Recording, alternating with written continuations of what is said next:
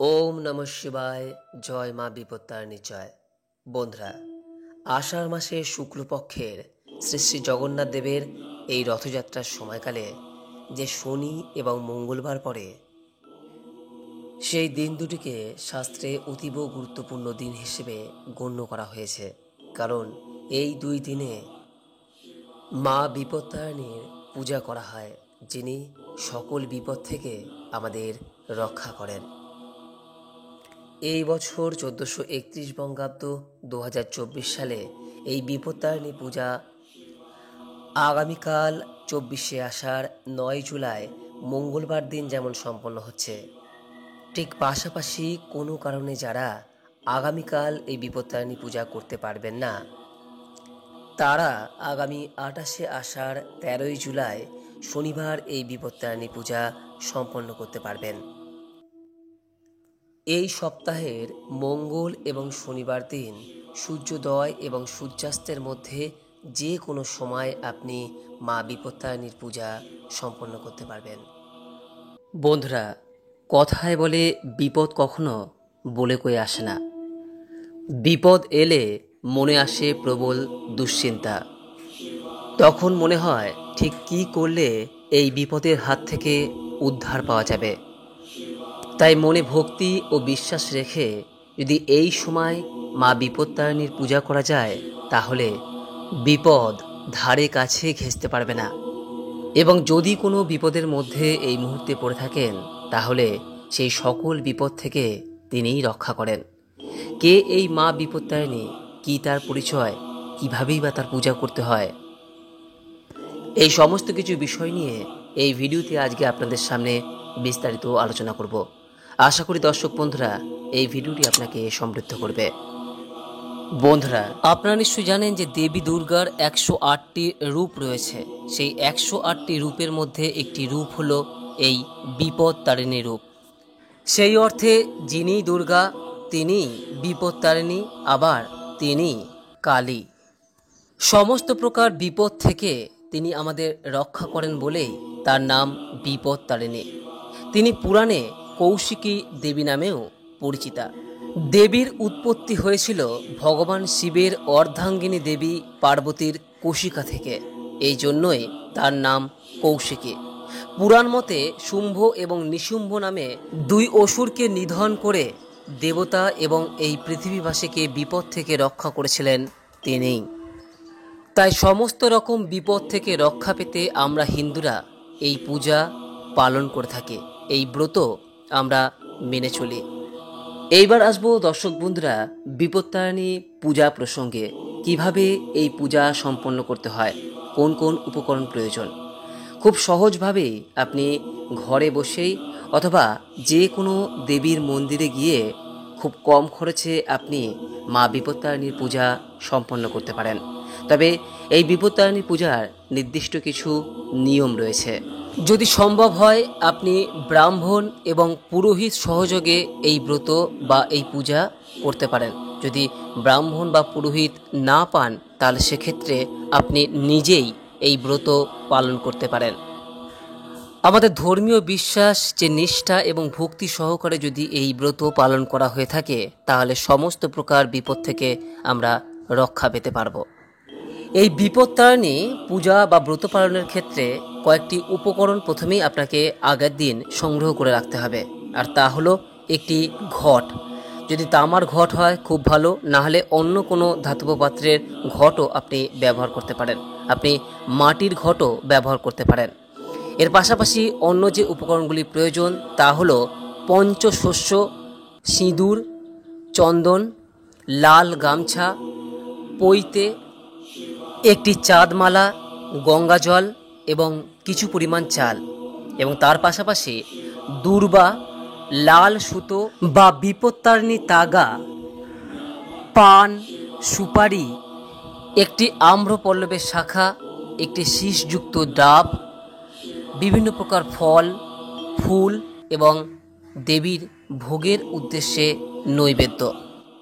একটি বিষয় মনে রাখবেন যে বিপত্তারিণী পূজার ক্ষেত্রে এই যে ফল, ফুল বা নৈবেদ্য, এই সমস্ত কিছুই 13 রকমের হওয়া প্রয়োজন। অর্থাৎ 13টি ফল, 13 প্রকারের ফুল, 13 ধরনের নৈবেদ্য, সেটা হতে পারে লুচি, পায়েস, সন্দেশ অথবা অন্য কিছু, সমস্ত প্রকারই 13 ধরনের বা 13 প্রকৃতির হওয়া প্রয়োজন। এমনকি আপনারা নিশ্চয়ই হয়তো জানেন যে এই পূজার শেষে দূর্বা ঘাসের সঙ্গে যে লাল সুতো বা তাগা হাতে বাঁধা হয়, সেই তাগাটির সুতোর সংখ্যাও 13 হয়ে থাকে, যে কারণে এই সংখ্যাটা কিন্তু এই পূজার ক্ষেত্রে সবথেকে বেশি গুরুত্বপূর্ণ। পূজার দিন অতি অবশ্যই সকালবেলায় ঘুম থেকে উঠে সকাল সকাল স্নান পর্ব সেরে নেওয়ার পর যে বিষয়টি প্রথমেই আপনাকে করতে হবে তা হলো পূজার উপকরণগুলি গুছিয়ে নেওয়া।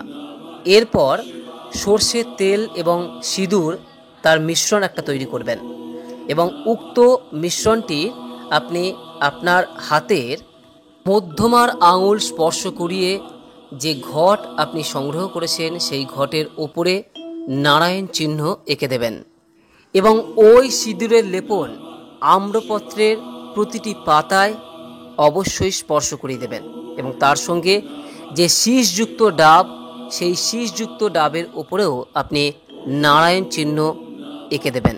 নারায়ণ চিহ্ন আঁকতে যদি আপনার একান্তই অসুবিধা হয়, সেক্ষেত্রে আপনি স্বস্তিক চিহ্নও আঁকতে পারেন।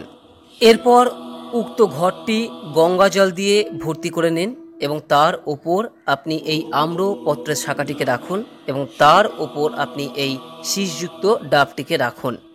এরপর গৃহের একটি পবিত্র পরিষ্কার পরিচ্ছন্ন স্থানে অথবা আপনি ঠাকুর ঘরে একটি চৌকি স্থাপন করুন। চৌকির ওপরে অবশ্যই একটি লাল কাপড় অথবা লাল গামছা পেতে দিন এবং ওই লাল গামছার উপরে আপনি এই ঘরটিকে প্রতিস্থাপন করুন। আপনি এই ঘটের নিচে বা লাল কাপড়ে একটি মাটির ঢেলাও রাখতে পারেন, তার উপরও আপনি এই মঙ্গল ঘরটিকে রাখতে পারেন।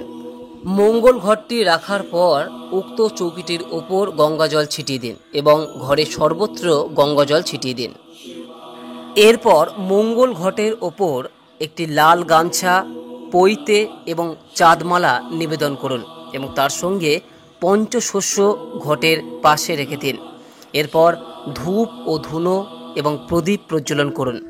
তারপর দেবীর উদ্দেশ্যে নিবেদিত ভোগ নৈবেদ্য, যে 13 প্রকার ফল এবং 13 প্রকার ফুল নিবেদন করুন।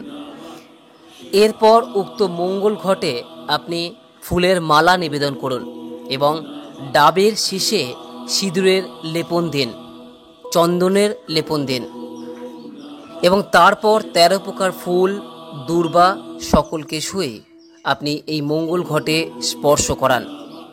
এরপর লাল সুতো অর্থাৎ তাগা আপনি ঘটে স্পর্শ করিয়ে পরম ব্রহ্মকে স্মরণ করে সমস্ত দেবদেবীর উদ্দেশ্যে প্রণাম নিবেদন করে মা বিপত্তারিণী দেবীকে আহ্বান করুন। এরপর এই লাল সুতো এবং তাগাগুলিকে আপনি ঘটের পাদদেশে রেখে উক্ত মঙ্গল ঘরটির সামনে আরতি প্রদান করুন। আরতি করার সময় অতি অবশ্যই আপনি 3 বার শঙ্খধ্বনি দেবেন এবং এই সময় এই মন্ত্রটি মনে মনে 3 বার উচ্চারণ করুন। মন্ত্র উচ্চারণে যদি আপনার অসুবিধা হয় তাহলে আপনি মনে মনে আপনি বিপত্তারিণী দেবীকে স্মরণ করুন, মনে মনে তাকে আহ্বান জানান। আরতি করা শেষ হয়ে গেলে এরপর আপনি উক্ত স্থানে বসে মায়ের উদ্দেশ্যে আপনি আপনার প্রার্থনা নিবেদন করুন। আপনার মনের মধ্যে যে সংখ্যা, যে সমস্যা তৈরি হচ্ছে, সেগুলি সমস্ত কিছুই মায়ের উদ্দেশ্যে ব্যক্ত করুন এবং তার কাছে তার সমাধান চান। আপনার প্রার্থনা ব্যক্ত করার পর যে বিষয়টি করবেন তা হলো উক্ত যে লাল সুতো বা তাগাটি দূর্বা সহযোগে আপনি আপনার হাতে বেঁধে নেন, ছেলেদের ক্ষেত্রে ডান হাতে এবং মেয়েদের ক্ষেত্রে বাম হাতে। বাড়ির প্রতিটি সদস্যের হাতে আপনি এই তাগা বেঁধে দেন। যদি কোনো প্রতিবেশী এই তাগা বাঁধতে চায় তার হাতেও বেঁধে দিন।